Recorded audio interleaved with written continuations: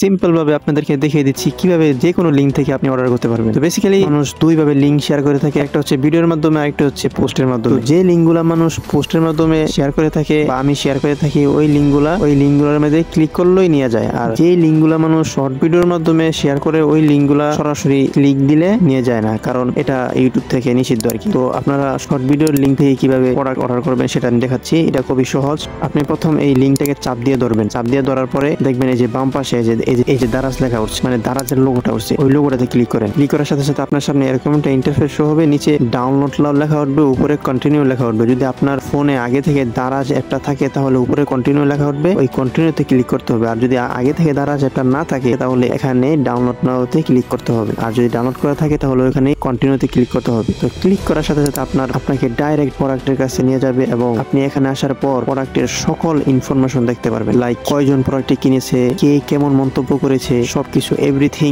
দেখতে পারবেন। তারপর এখানে অর্ডার নাওতে ক্লিক করবেন, আপনার অ্যাড্রেস যাবে, অ্যাড্রেসটা দেওয়ার পরে কনফার্মে টিপ দিবেন, অর্ডার হয়ে যাবে। তো ভিডিওটা এই পর্যন্তই, দেখা হবে পরবর্তী ভিডিওতে। টাটা।